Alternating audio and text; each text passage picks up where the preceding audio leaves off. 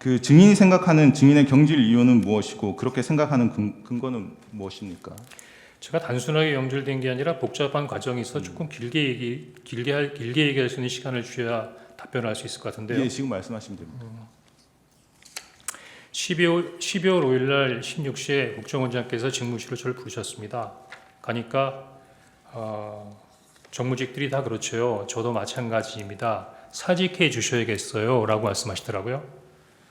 순간 저도 머리에 떠오르는 게 있었고 네 알겠습니다 라고 했고 인사기획관을 보낼 테니까 사직서를 내세요. 그래서 네 알겠습니다 그랬습니다.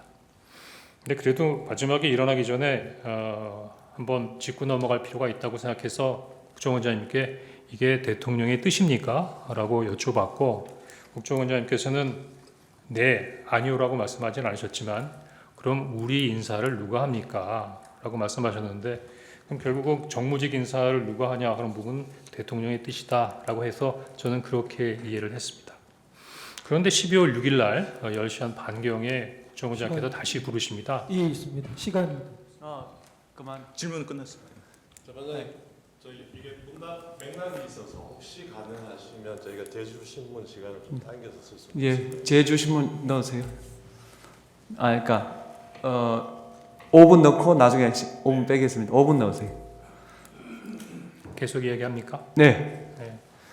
그래서 12월 6일 날은 10시 한 반경에 제가 그 이임식을 간소하게 한 이임 차담회를 하고 난 이후였는데 갑자기 또 원장님께서 방으로 좀 오라고 그래서 방에 갔습니다. 그랬더니 거기 2차장, 3차장 기술장이 다 있었는데 갑자기 원장님 저 이임식 차담회 잘 끝나고 왔습니다. 라고 이제 마지막 인사를 드리려고 했더니 아니 뭐 이렇게 서두르셨어요. 라고 말씀하시면서 정무직이다 그렇죠. 그냥 예전처럼 다시 일해 봅시다. 그렇게 말씀하셨고 제가 농담 삼아 원장님 저 안 잘린 거예요? 라고 했던 기억이 생생하게 나고 이 얘기는 다른 차장들 다 들었습니다.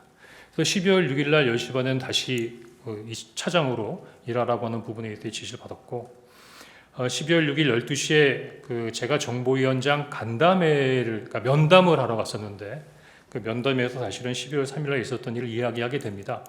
그랬더니 12월 6일 12시경에 그 정보위원장실에서 면담이 끝나자마자 기자회견을 하시면서 홍장원 차장을 정치 중립 의무를 위반했다라고 하는 이유로 대통령께 제청해서 국정원장이 경질했다라고 말씀하십니다. 그리고 사실 그 오후는 아마 그 정보위에서 얘기했던 부분 때문에 여러 가지 부분에 있어서 어떤 보도가 되는 상황이었고 그날 저녁 7시경에 어떤 직원으로부터 해임 통보를 받습니다. 그렇게 생각하는 근거는요.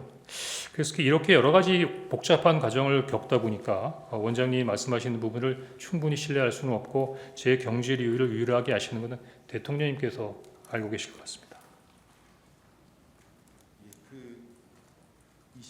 12월 6일 10시 44분경에 조선일보에서 홍장원 국정원 1차장의 한동훈 체포 지시 거부하자 경질이라는 제목의 기사가 보도되었는데 알고 계신가요? 알고 있습니다.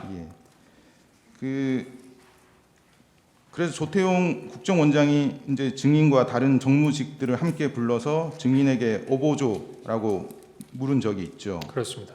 그래서 증인은 국정원장이 증인의 말을 들어줄 의사가 없다고 생각하고 국정원장이 원하는 대답이 오보인 것 같아서 긴 말하지 않고 맞습니다라고 해주셨죠. 예, 조금 부가해서 이야기할 게 있습니다.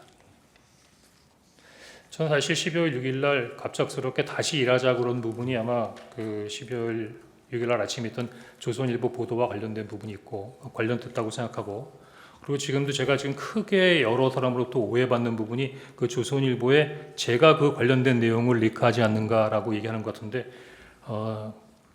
법정에서 얘기하는 부분인데 조선일보하고 전혀 관계가 없습니다. 예, 알겠습니다.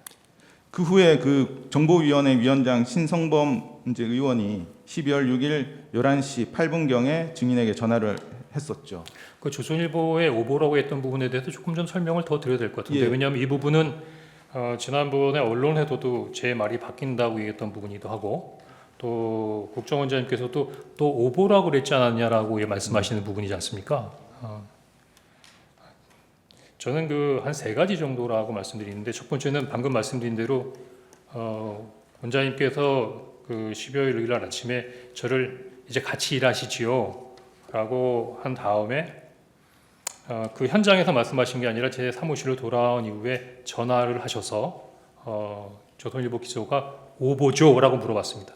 이게 어떻게 된 거지요가 아니고, 제가 12월 3일 날 분명히 관련된 사항을 원장님께 말씀드렸다고 했지 않습니까?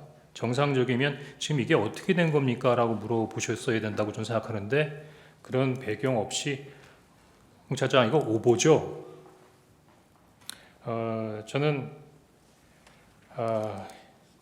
세 가지 이유로 그냥 오보죠.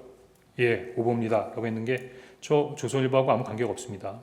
두 번째는 사실 팩트를 보면 윤 국정원 1차장에게 한동훈 등 정치인 체포 지시, 그 부분 좀 따져볼 필요가 있습니다.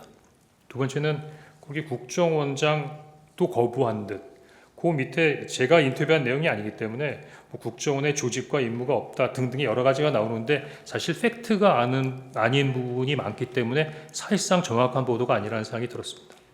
그러나 그것보다 가장 중요하게 제가 오보라고 했던 부분은 2월 6일 아침에는 그 보도가 오보였어야만 했습니다. 네, 이상입니다. 제안하겠습니다. 조금 전에 조선일보에 리크라는 말을 쓰셨는데, 네, 누설한다, 유출한다 그런 뜻을 그렇습니다. 쓰신 거죠? 예. 그렇게 좀 표현을 고치시고요.